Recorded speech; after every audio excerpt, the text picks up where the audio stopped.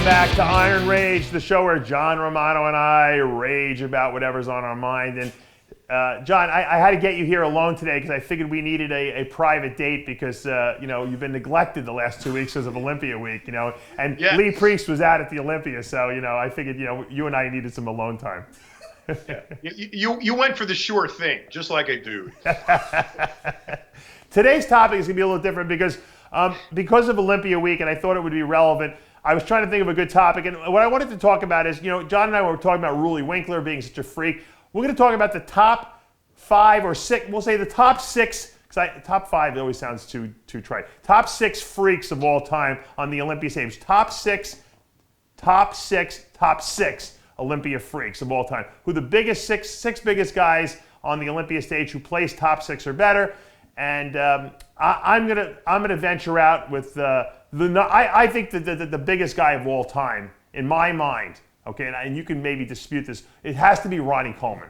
I still believe that 2003, 292 pounds of lean, ripped muscle on stage has never been eclipsed. What do you think? I disagree with that. Okay. Lou Ferrigno in '94 when he made his comeback. I think it was '94, '93, '94, '95, somewhere in there. How big He was is 318 on stage. Yeah, that's true. And Louis a tall guy, but that side chest that Mike Nebu took of him. I mean, he's like this, and his freaking chest goes up. Are you talking about not the first time he came back, the year after that, right? I think it was the first or second year. I can't. It's so long Because ago. the first year, I think didn't he deplete too much that first year or something like that? Yes. It was the second year.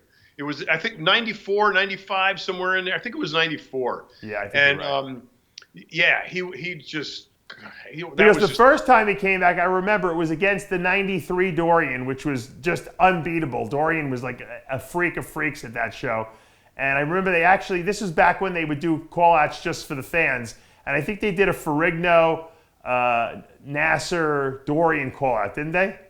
Yeah, but that was in the Open. It was when Louis did the Masters. No, I know, but I'm just saying they did do a comparison that year. That year, Louis wasn't quite as big as he should have been. Then he came back the following year in the Masters, and he was enormous. He was enormous, yes. Yeah. So I agree with you. I don't disagree with you about Ronnie Coleman. I mean, obviously, Ronnie, that year he gained 47 pounds. What was that, 2006, 5, whatever? 2002 to 2003, I think. Yes. When we saw him we were walking through the Mandalay Bay, and we saw him walking. He had that black leather suit on with the black pork pie hat, and he just looked enormous. And what was his girlfriend's name at the time? Alfie Bautista. Yeah. Alfie, she goes, wait till you see. Just wait till you see. Remember? Yeah. And man, did we ever. That was really, really impressive. That was incredible. Because we think that Big Ramy is like the biggest guy of all time, because he weighs over 300 pounds, but he's not as lean as Ronnie was. Ronnie was about as shredded as you can get at 392 pounds in 2003. Yep. I mean, I don't think there's ever been a bodybuilder with as much dense muscle and conditioning as him. Well, now there were those shots of Dorian, those famous shots of him in the black posing trunks and socks. They were black and white, but that was not during competition. That wasn't on stage, yeah. But he was still. I think Dorian still has to be considered one of the biggest guys on stage, though. Don't you think? It's because he wasn't as tall, as True. Lou or Ronnie. But I guess there's a divergence when you talk about freaks, because to me, you can be a freak like in the size and mass department, and then you can be a freak in the just unbelievable aesthetics department. Right. Well, we're talking about sheer mass right now. We're talking Ruly Winkler. Ruly Winkler's got to be up there in the top 6. No doubt in my mind. His lats? My God, those are the biggest things I've ever seen. Lats I've ever seen on a person. They're like giant slabs of I don't know what, but Ruly Winkler is, I believe, bigger than Big Ramy because I think he's denser than he is. Denser, and he's not as tall. Right. But You're right. He's just ridiculous. But I mean, you want to go for that kind of size where your neck disappears. You can't forget about Marcus Rule. I mean, true. Marcus had no neck. It's like his head was like stuck to. He had so much mass. I wonder what he weighed, Marcus Rule. He was. I almost forgot about him. Although he never placed top 6 at the Olympia, so, but he was a freak. He was pretty close, you know, he was right there. Nasser, got to give it to Nasser was huge. Nasser El Somebody, yeah, is definitely got to be up there, you know, as one of the freak of freaks, a guy who consistently plays top 6. And that's important because Greg Kovacs might have been the biggest guy of all time at 400 pounds, but he never placed at a pro show, so you can't really include him in that list. We're talking about, you know, top 6 Olympians. So so they got this, yeah, they got the sheer mass, plus they have the aesthetics to go with it, plus the conditioning, plus the ability to win shows. You know, no one was bigger than Kovacs in the IFBB Pro League, but. No. But like I said, on the Olympia stage, I think we have Ronnie, like you said, Ferrigno certainly was up there. Rulli, Nasser. I think we also, like you said, we got to put what's his name? We got to put Ramy up there. I mean, Ramy is not, you know, the leanest guy we've seen, but he certainly has shown, you know, flashes of being, you know, Mr. Olympia worthy at second place. Sure. So I mean, sheer mass-wise, he's unbelievable. I mean, Big Ramy.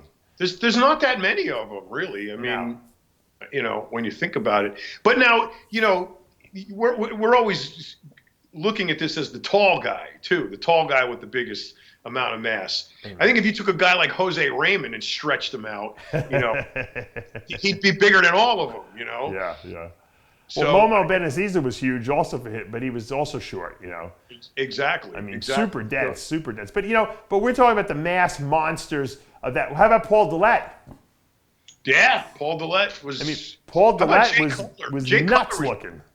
Cutler was pretty big at a couple of times. Oh, you got to put. I would put Cutler in there too, but I mean, it's hard to actually eliminate it down to like a top 5 or 6 guys because there's probably about 10 guys that really were enormous on that stage. Jean-Pierre Fuchs that couple of years was a crazy freak too on stage, and but you know, Dillette was one of these guys that was. He kind of looked like aesthetic, and then you kind of assess him and like, well, I'm like, this guy's like over 6 feet tall, and he's got perfect symmetry, and he's huge. And the funny thing about Dillette was that he trained really light, right?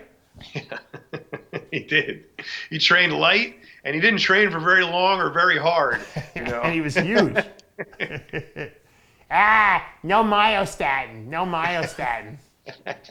No myostatin. At the 6th generation myostatin blocker. First to market. Put in a suppository delivery system.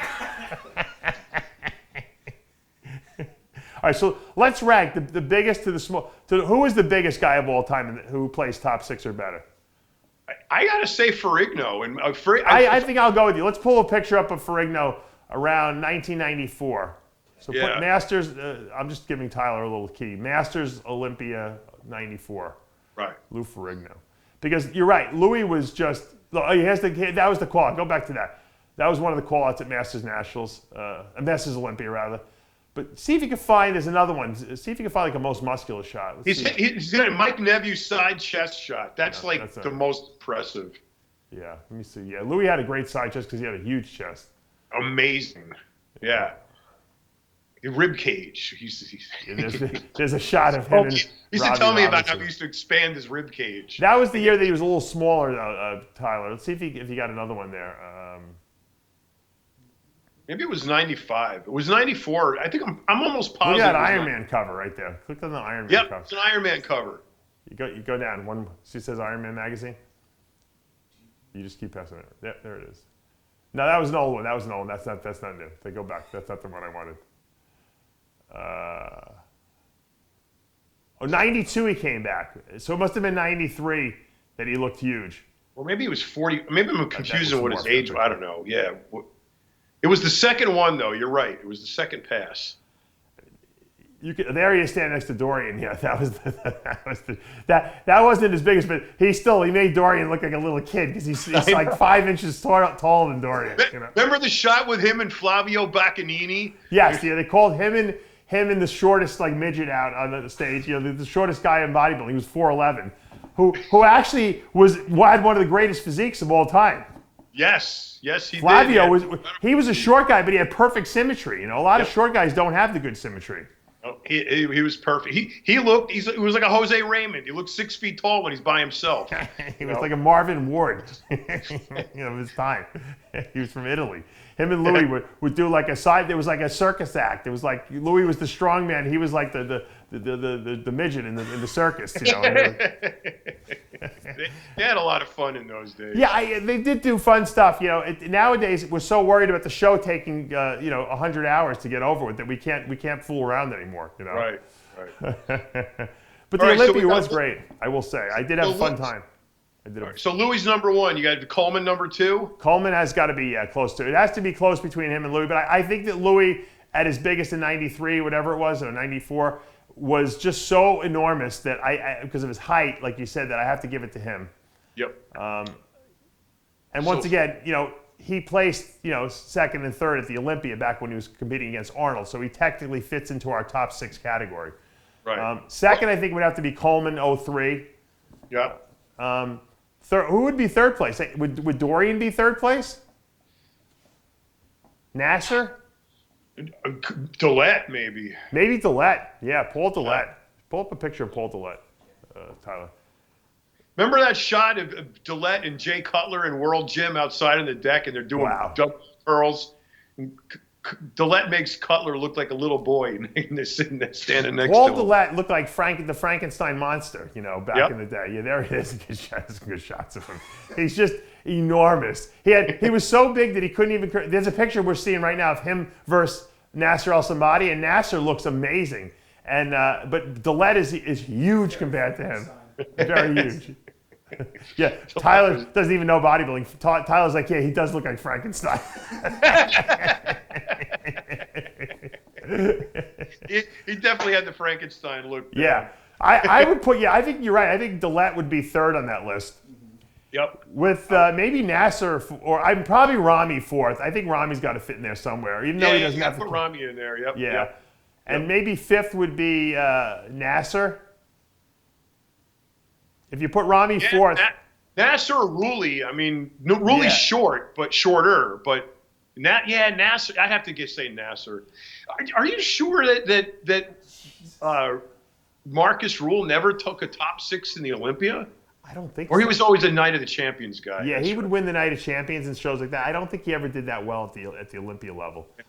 I don't know if he snagged the 6th one year. I don't believe so. Think about it. When he was competing, that was when Flex and Ronnie and Cormier and Sean Ray and Lavroni. Right. I mean, today he would be probably placing top 3 at the Olympia, but the guys were too good back then.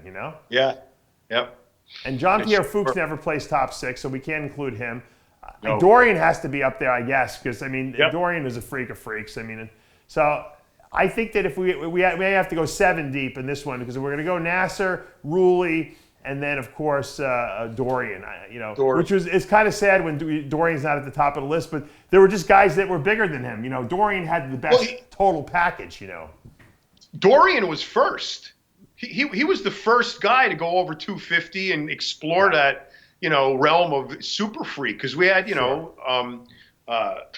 the physiques were just not that freaky before him. He is the one who made. I credit Dorian with the freak movement. If it wasn't for him, absolutely, he started it. I mean, shark that skin and the mass, and I mean, he was a freak. Completely. Well, when I interviewed him, he said, John, he really didn't, there was no one he could talk to, because no one had gotten that big before, and no one had gone into that realm of the way he looked. So he's like, I was just making it up along the way, and I didn't even know what to do. He said so. Weinberger, I guess, had said to him at some point, hey, Dorian, what are you doing training like a lunatic? He goes, you won the Olympia. You don't have to do anymore. You're just coast at this point, Just, train, but you don't have to try to, break records every time you go to the gym. And Dorian's like, well, I couldn't listen to him, because I was like, well, here I am, forging new ground. I wanted to see how far I could take the thing, Right. And he goes, I think I took it a little too far. I think I should have listened to Steve. I probably would have lasted a few more years. But, there was no one to advise him. Hey, cut it back a little bit. Everything he was doing was working out for him initially, He did it with conditioning too. I remember he told me one time he was backstage one of the Olympias, the later ones, I don't remember which one. He's just walking around, and his feet were hurting.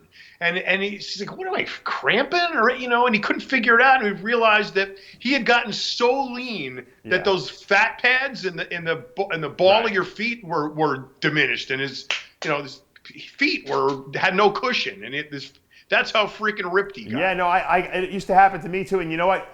Just sitting down on a chair used to hurt me because I'd have no body fat between my butt and my skin, and the nerve endings would be irritated almost from that's when you know you're in shape, So that's a good point about him, forging new ground, because he really did. Haney just kept that totally awesome, aesthetic, statuesque sort of physique and kept it pretty.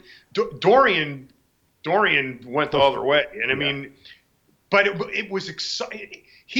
That freak movement that he started created a new wave of excitement for bodybuilding that kind of just took us to this level that we're in now, where these freaks are on stage. And this year I think we got a little rattled by them putting Sean Roden in there, because now it's maybe the direction is not so freaky, giant, huge anymore, and we're going to go, I don't think so, John. I think what the judges do, as they do every year, is they vote on and they pick who's available. They look at who's up on that stage. If it's Dexter, then that Dexter wins because he's the best. Look, I always say it's the onus of the freaks up there to come in at their best, because they have the advantage. That's what the fans want to see, and the judges they're bodybuilders at heart too. They want to see that as well. But when guys like Rami come in off, okay, they get relegated and pushed down out of the placings. Phil was never a mass monster. He was always like a tweener. He's has a lot of freaky shapes on his body, but he doesn't really have a big structure to hold it. So he was kind of like a blend, an amalgam between the aesthetic physique and the freaky physique. The problem is he started pushing his body too much towards the freak angle, and I think it blew his waist out a little bit. Yeah. And that's what hurt him. So now it's the onus is on who's the next guy in line. Everyone thought Rami was in line. If Rami had been in shape at the Olympia, he easily would have won. If Kai Green was there, he would have won. But they weren't there, and Rami wasn't in shape. And who's standing there always, waiting to, capitalize? The shape guys. Dexter was off. Bonac was off, and Roden was on, the best we'd ever seen him. And I think that, and Roden had placed second twice before, and it was his time, man. He was at the right place at the right time with the right look, and he's Mr. Olympia. Next year, that could change, Next year, it could change, because you can get a big Rami who comes back in shape. Kai Green might step back into the lineup now that Phil's gone, or that Phil is no longer Mr. Olympia. You never know. I mean, let's face it, an in-shape Kai Green, can he lose the Olympia? Now, let me ask you this. With all the hype for a guy like Big Ramy, whose promise of Mr. Olympia glory gets us all excited, judges too, because like you said, they're bodybuilders at heart. When he comes in at such a disappointment, do you think that they push him even further down than they would have if he wasn't such a disappointment? With the hype, not irrespective of how he actually looked, but you expect so much of him, and then he comes in and it's such a disappointment, and you go, fuck, I would have given him 7th, but I'm going to put him in 9th. No, they didn't. They actually still placed him top 6. So I mean, let's face it, he could have been further down. I think the fact that he was second last year, made it so that he wasn't that far down. He did come back a little better at night, but he's just not in shape. You can't be, look, Chris Aceto pointed this out once before. Ronnie Coleman in 03 was the biggest guy we'd ever seen. He was 292 pounds, ripped, shredded to the bone with striations on top of striations. Do you really think that Rami is that much bigger than Ronnie, that he could come in at 310 pounds? No way. He's not 20 pounds bigger than Ronnie. No. He probably needs to be 280 on stage, Just needs to get shredded. Right. If he wants to have the conditioning of a Coleman, sure. And what he'll find is that the judges will reward that, and he'll probably win the Olympia if he can ever bring that look to the stage. But so why is this whole oxygen gym thing going on that's supposed to, alleviate these these questionable placings and create the champion. What's not happening over there? Why does it keep coming back like this? In defense of Oxygen Jim, Ruley Winkler looked pretty damn good. Third place. I mean, that was I think a coup d'etat for them. Sure. I think that the problem is that they're trying to bring Ramy in too big because they think he's this superhuman superhero, and they're getting caught up with this 300-pound number. We want to say, oh, we have Mr. Olympia, 300 pounds, biggest of all time. Who cares? Mr. Olympia is Mr. Olympia. As Lonnie Tieper would say, everyone lies about their weight anyway. You know what? Bring him in at 280 and tell everyone he's 300. No one will know anyway. They don't weigh you in. Right. Right. That would be a smarter look, But I think, what happens is because Ramy at 6 weeks out looked like he was on pace to be in shape. He was ripped. He was looking pretty good. I said, if he keeps going from here, this guy's never going to be beaten. And then it's like maybe they panicked and started feeding him more. I don't know what they did, but obviously Ramy was very upset. Yeah. He was apologizing to his fans and everything like that. Because, look, no one wants to win the Olympia more than he does. I just think he's got the whatever information is being fed to him is not the right information at this point. I know the guys at Oxygen want him to win the Olympia. No one wants him. They don't want him. They certainly don't want him to be placing 5th. So, I think that they got to just figure out a better game plan and stick to the game plan and not panic at the end and say, oh, we got to feed him, because obviously size doesn't matter if you don't have the polish and conditioning. You got to be ripped. Be up first. Dry and hard. I tell these guys, John, all the time, dry and hard.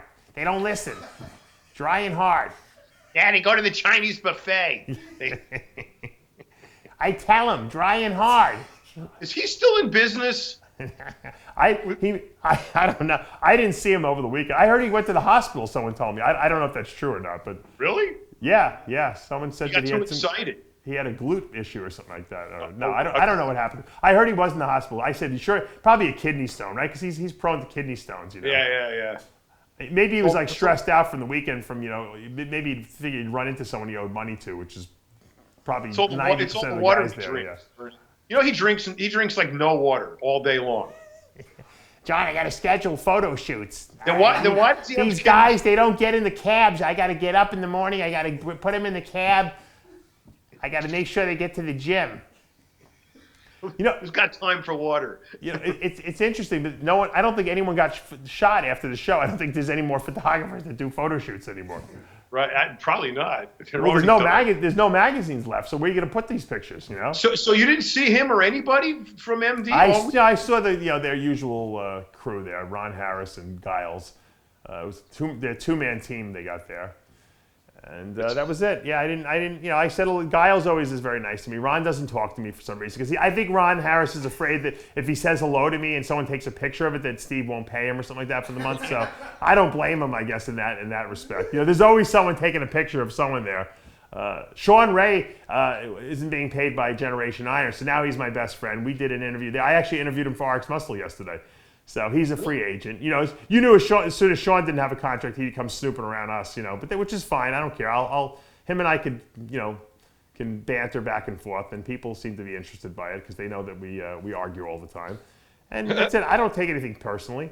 I'd actually love to interview Steve Bleckman on the show. Wouldn't you?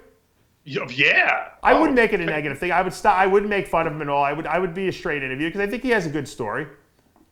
Oh no, he's got a good story. It's just the ending is what sucks. Yeah, it's not a good ending. That's the only problem. Yeah. The story's okay. Yeah. So well, he might be able to resurrect his reputation if he comes on the show and lets me interview him, ask him the hard questions, and maybe I can come to a resolution. Sometimes when it's cathartic to do an interview like that. Maybe at the end they'll be like, you know what, you're right. I'm going to pay all these people that I owe money to. I'll be like, Steve. You got enough money to pay off the national debt of the country.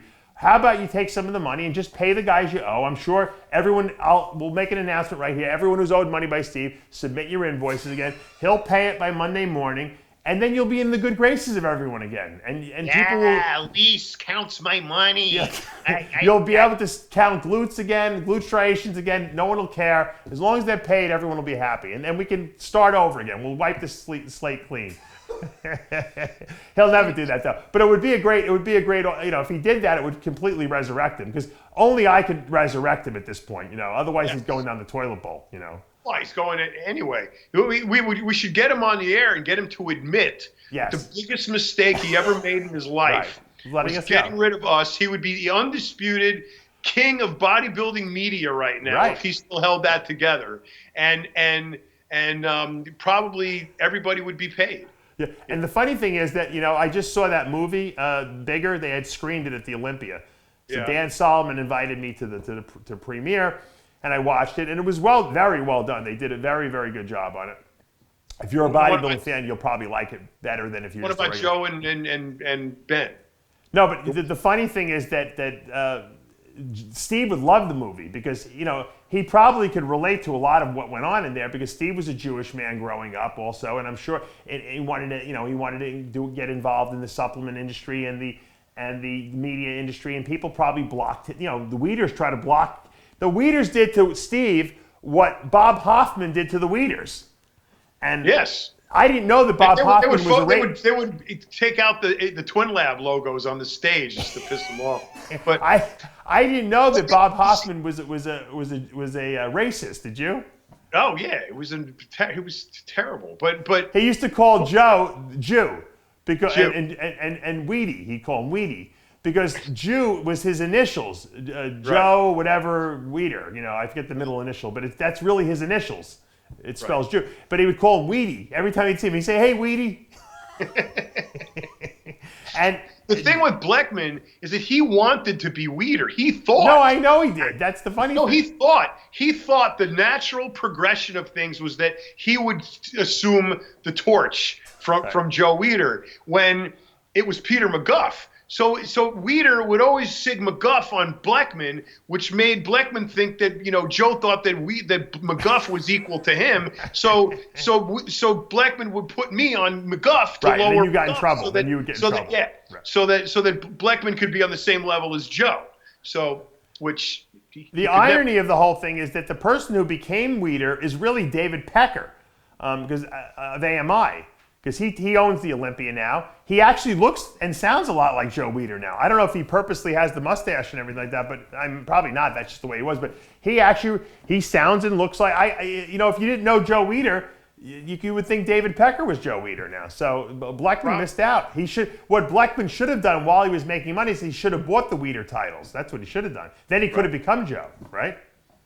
He could have. He made a bunch of mistakes. Starting with listening to Ginsburg's tell him that we were going to subvert the company and steal Jenny's inheritance. That's number one.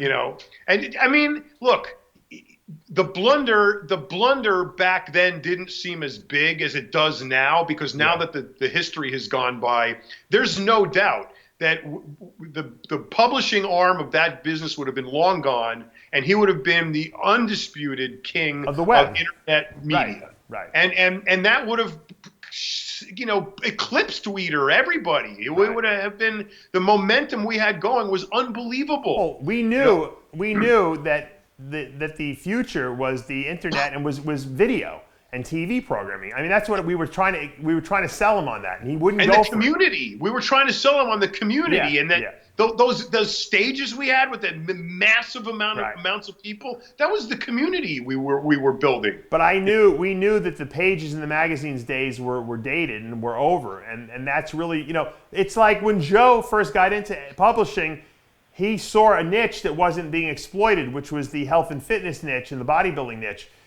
We saw the fact that this bodybuilding niche was going to go digital completely, into the sense where everything was going to be video online, and that no one was going to read anymore. And that's very hard for someone like you, John, to accept, because you're a writer.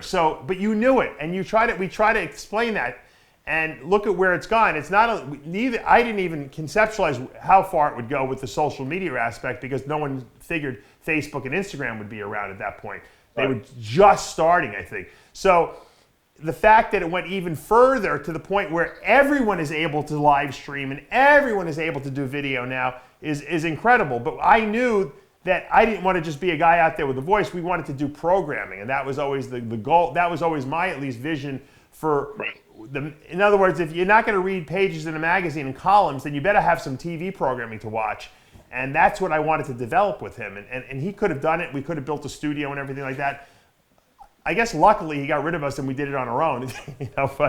But if he would have backed that with all the money he was making from the magazine at that time, it could have been even bigger than it was. It would have been huge. Yeah. It would have been huge. We would have had top quality everyth right out of the gate, and we would have the two entities together, muscular development and what RxMuscle has become, would have all been one. It would have been huge, way bigger than Weider. Yeah. So he would have shut Weider down quickly too. Yep. Because he had athletes on the contract too, so we had the access to that. So yep.